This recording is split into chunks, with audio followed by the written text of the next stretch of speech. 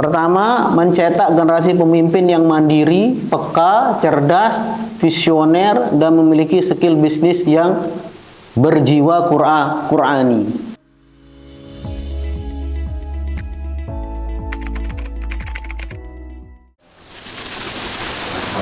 Iya, mahasantri. Kalau bahasanya Ustadz Aziz itu mahasantri. Kita itu mahasantri karena sudah lewat dari bangku sekolahan gitu.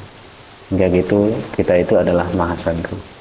Nah, pada kesempatan kali ini Ustadz akan memperkenalkan program-program yang ada di Saudagar Tahfiz. Nah, sebelum ke sana, sebenarnya tadi sudah dijelaskan secara garis besar sama ayah ya. Sebenarnya selesai sudah materinya Ustaz gitu, karena sudah dijelaskan.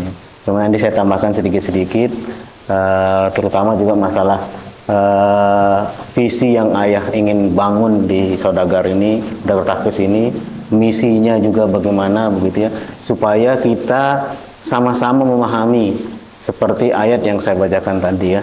Innallaha yuhibbul ladzina yuqatiluna fi sabilihi saffan ka'annahum bunyanun marsus. Sesungguhnya Allah sangat mencintai orang-orang yang berjuang di jalan Allah itu seperti bangunan yang tersusun kokoh. Ya, kemudian ayah ini ingin membangun sesuatu.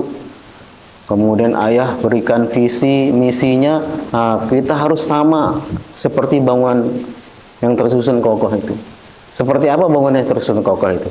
Kalau yang namanya bangunan kan pasti ada yang berfungsi sebagai lampu, berfungsi sebagai pintu, bahkan ada yang berfungsi sebagai kipas, penyejuk, begitu ya. Ada yang berfungsi sebagai tembok, ya bahkan ada yang berfungsi lantai yang diinjak. Bahkan dalam sebuah bangunan itu ada sebuah sudut yang fungsinya untuk buang hajat. Ambil contoh saja, kalau kita kalau kita seperti bangunan yang tersusun kokoh itu. Misalkan bangunan yang di pojok tadi itu kita tidak adakan, apa yang terjadi? Bangunan yang di pojok tadi yang saya bilang itu tidak diadakan, karena ini untuk sesuatu yang kotor misalkan bahasanya. Tapi tidak diadakan, apa yang terjadi dengan rumah itu dan seisinya?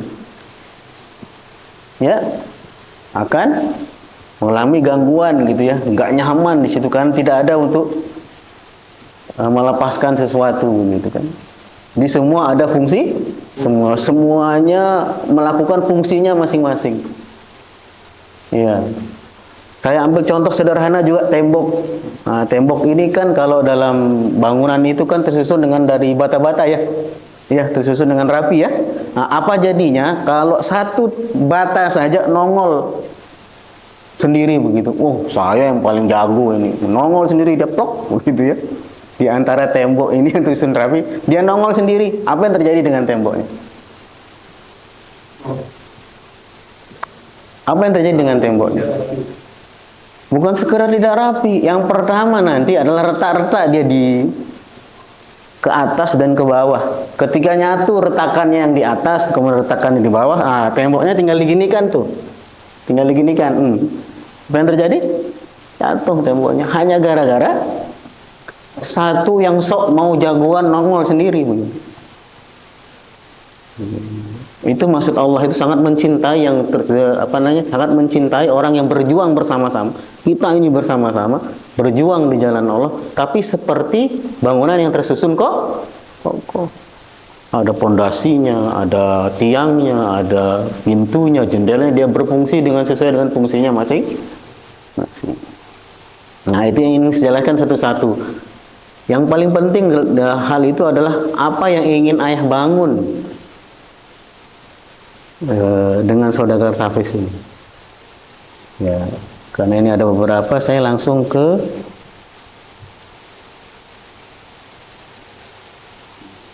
visi.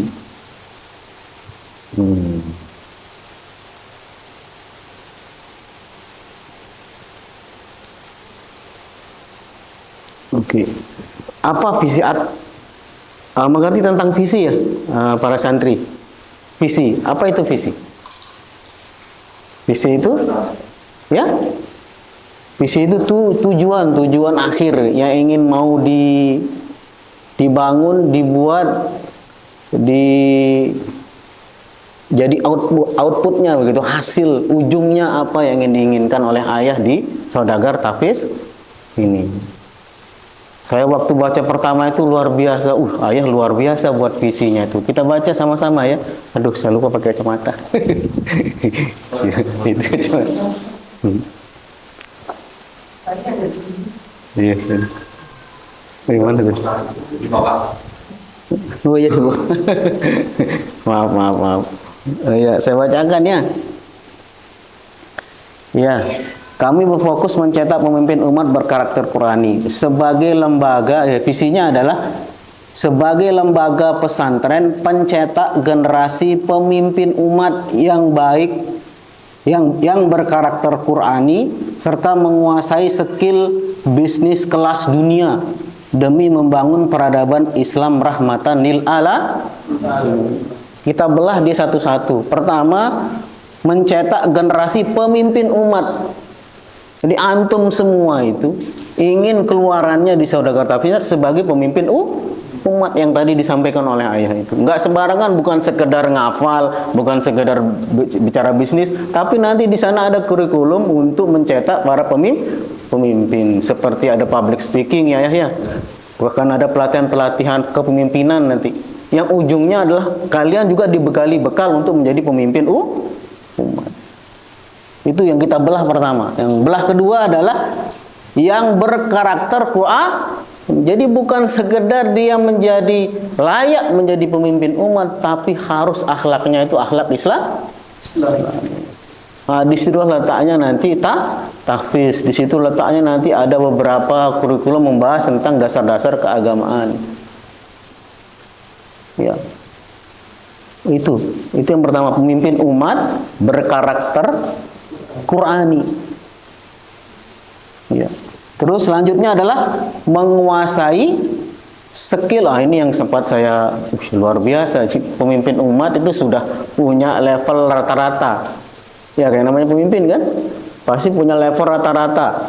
Ya, kemudian ditambah dengan karakter Qurani, karena ditambah lagi dengan menguasai skill bisnis kelas dunia. Jadi bukan sekedar kelas, tapi kelas dunia yang ingin dicetak oleh ayah. Sampai tadi bahasanya ayah itu, jadi mentornya adalah orang-orang yang sukses.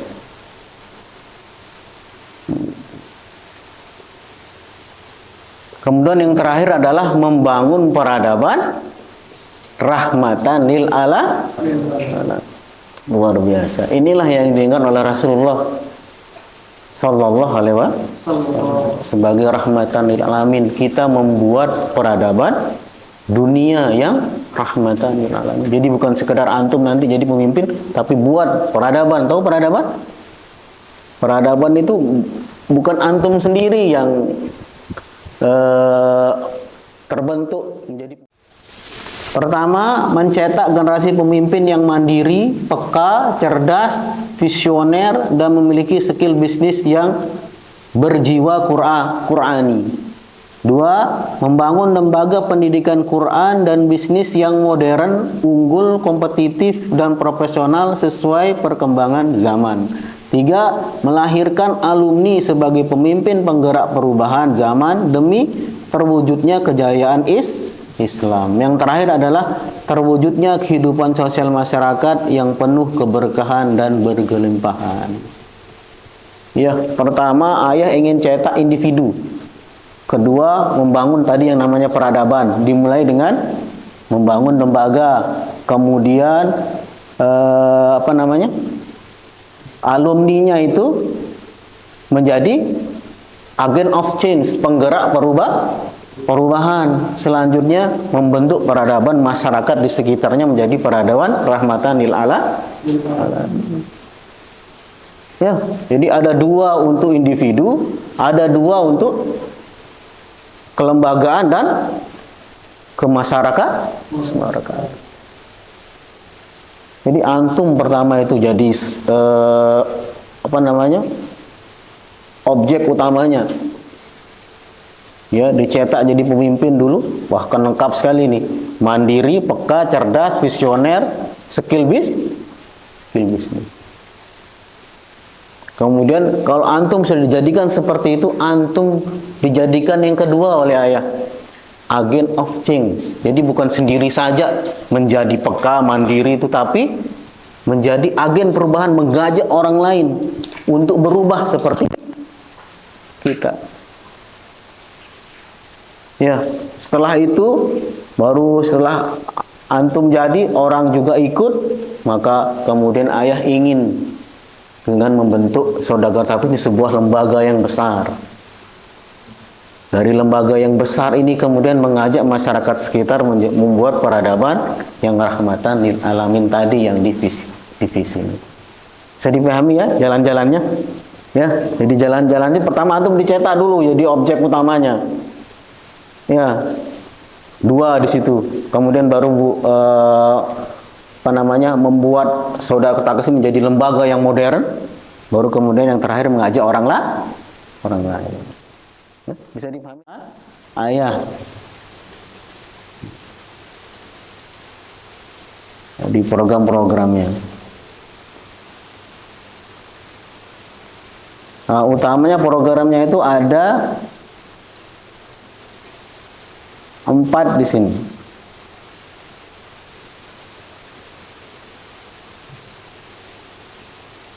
Ya. Pertama,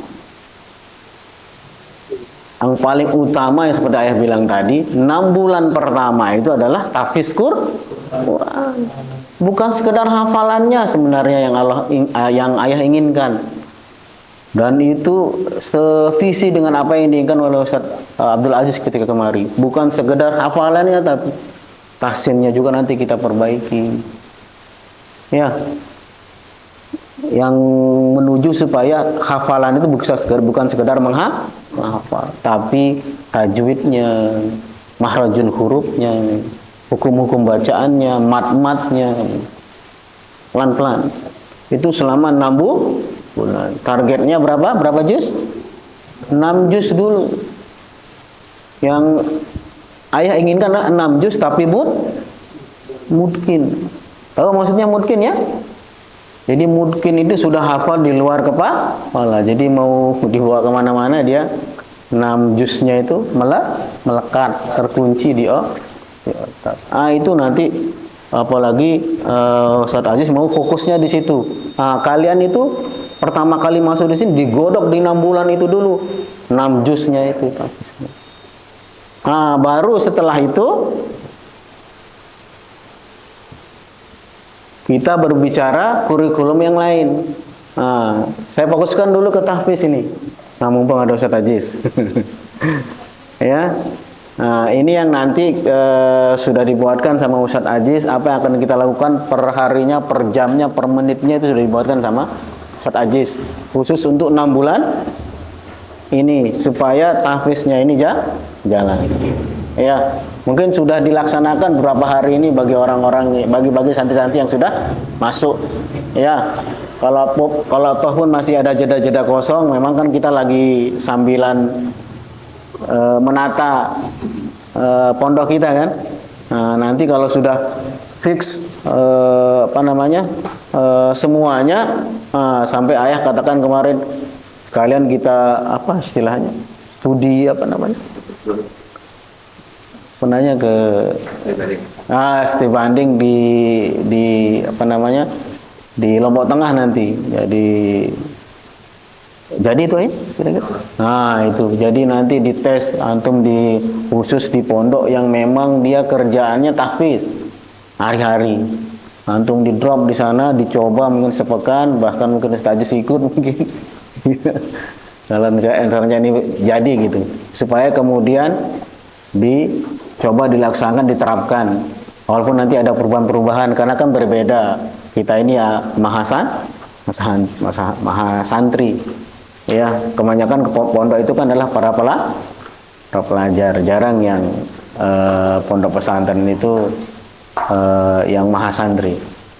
Biasanya para santri. Setidaknya ingin mencoba tadi itu. suasana tahfiz di sebuah pondok yang memang khususnya tahfiz. Ya, antum terbiasa dulu karena kita ini mau tadi itu 6 bulan 6 juz mungkin. Dari situ belajar dari sana itu nanti Ustaz Aziz akan menata umat program lagi disesuaikan dengan keadaan kita. Setelah itu fix jalan, nah baru dijalankan 6 bulan, baru selanjutnya kemudian materi kurikulum yang 6 bulan itu khusus tentang entrepreneur bisnis apa saja justru yang sesuai dengan keadaan zaman sekarang. Apa itu? Digital IT akan kita pelajari. IT itu information and technology, ya, tentang IT, tentang teknologi. Ya, kalau sekarang itu dunia digital namanya, dunia maya. Antum nanti juga diajarin itu juga digital marketing. Ya, bagaimana kita menguasai skill di zaman sekarang di dunia dunia maya, dunia digital, dunia teknologi. Ajarin antum. Ya, makanya kenapa ada beberapa model kewirausahaan di santri kita, di pondok kita kan, dari kambing, kemudian ayam, tambak. Nah, besok ayah mau buka itu biovlog nila sama lele, terus jadi kolam di depan tuh. Nah, membuat kolam lagi di depannya. Intinya adalah kita nanti praktek langsung. Bahkan nanti ayah ngajak praktek langsung untuk kewirausahaan. Ya, di sini pengembangan kewirausahaan santri, bisnis, inovasi, manajemen, etika, pemasaran dan kreativitas. Jadi semua tentang skill kewirausahaan, skill bisnis itu diajarin nanti di sini. Ya, setelah tadi itu dulu. Setelah tahfiz yang 6 bulan itu dulu. Baru kemudian kita berbicara masalah kurikulum kedua, entrepreneur, kewirausahaan, bisnis. Nah, yang terakhir mencetak pemimpin-pemimpin itu dari skill-skill kepemimpinan. Apakah public speakingnya, bicaranya, kemudian nanti pelatihan kepemimpinan mungkin akan ditambahkan oleh ayah. Yang intinya adalah bagaimana kita menjadi pemimpin umat nanti. Dikasih juga ayah itu skill-skill kepemimpinan. Ya, jadi lengkap sekali di pondok kita ini. Subhanallah, Masya Allah, Tabarakallah. Ya, jadi skill kepemimpinan, kemudian skill keagamaannya, bukan skill jadinya, karakternya begitu ya. Kemudian skill bisnisnya juga, bahkan skill bisnisnya ini dipadukan dengan keadaan zaman sekarang, skill digitalnya luar biasa, ya. Dari program-program yang ada di Saudagar Tahfiz ini. Tapi tadi itu ya, yang saya tekankan kepada kita semua, kita jadikan pondok kita itu seperti tadi itu, bangunan yang tersusun ya, sama-sama membangun kita. Ya, seperti ayat yang saya bacakan tadi itu. Asap ayat 4. Ya, innallaha yuhibbul ladzina yuqatiluna fi sabilihi shaffan ka'annahum bunyanun marsus. Bisa dipahami kira-kira? Pengenalan program kita secara garis besar. Yang paling penting adalah visi kita, misi kita di Saudagar Allah. Kalau kita tidak percaya kepada Allah, tidak yakin kepada Allah, bagaimana mau kita akan dibantu oleh Allah? Kemudian bagaimana kemudian visi kita mau menjadi sesuatu yang begitu. Yang masih punya ya. Ini uang kertas warna biru ya. Terus kalau saya kasih, mau nggak? Mau nggak? Kalau saya gini kan, kalau memang uang kertas ini begitu lemah, bisakah dia? Ya boleh. Yang lebih kecil lagi cari, lebih kecil batu aja. Bisakah dia? Ya, bisakah dia menerima beban yang lebih berat daripada dia?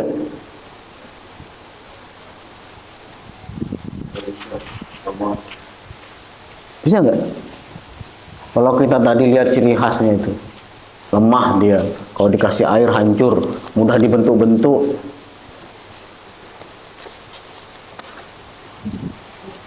Ya.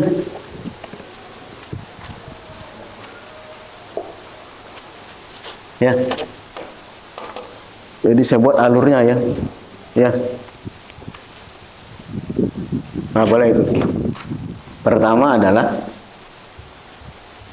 tadi, kalau Anda ingin sukses dunia akhirat, maka kita harus bernilai di hadapan Allah. Nilainya berapa? Itu tergantung kita semua. Karena yang Allah nilai itu bukan dunianya. Yang Allah nilai itu adalah ininya, karakternya itu. Keyakinan dia terhadap Allah. Karena kalau sudah tinggi, maka dunianya juga ngikut. Dunianya ngikut. Ya, sama seperti kisahnya Abdurrahman bin Auf. Kan sering diceritakan tuh ya. Sampai Abdurrahman bin Auf itu bertanya, kenapa ya Rasulullah saya itu paling belakang masuk surga, paling belakang. Ya, sebenarnya Rasulullah tidak mau menjawab, tapi akhirnya tadi terus ditanya sama Allah. Kemudian Rasulullah menjawab, karena hartamu wahai Abu Abdurrahman. Kalau Rasulullah selalu memanggil Abdurrahman bin Auf itu Abu siapa namanya, ayahnya ini panggil begitu. Iya, kaget dia Abdurrahman bin Auf. Semenjak itu dia berusaha supaya dia menjadi miskin. Aneh ini ya. Karena dia tidak mau masuk. Kan beliau sudah dipastikan masuk surga. Salah satu orang yang dijamin masuk surga. Tapi paling belakang di antara semua para sahabat. Kemudian ketika terus bertanya, ternyata karena masalah hartanya yang terlalu banyak, terlalu lama dihisap, sehingga dia belakangan masuk surga. Kan begitu proses masuk surga itu, kan dihisap dulu kita itu. Harta kita dihisap, amal kita dihisap. Pokoknya semua tentang penghisapan selesai, baru layak nggak masuk surga, masuk neraka nggak, begitu. Jadi hisap dulu. Karena saking banyaknya hartanya itu belakangan dihisap masuk surga. Kemudian semenjak itu Abraham bin Auf berusaha untuk menjadi orang miskin. Ya. Salah satu caranya itu adalah dia membeli seluruh panen kurmanya para sahabat, walaupun dia busuk. Yang busuk beli sekalian. Sampai dalam sejarahnya tuh hampir habis uangnya begitu. Membeli itu semua, membeli seluruh panen. Bahkan yang busuk-busuk itu dibeli sama Abdul Auf. Sampai akhirnya uangnya tersisa sedikit. Terus apa yang terjadi? Setelah beberapa 2 pekan, sepekan gitu, datanglah seorang utusan dari kerajaan Yaman. Iya, menceritakan bahwa di negeriku terjadi wabah. Obatnya satu-satunya adalah kurma busuk. Di mana saya cari kurma busuk di sini? Langsung semua menunjuk Abdurrahman bin Auf. Tahu berapa dibeli satu kurma busuk? 10 kali lipat di harga yang dia beli.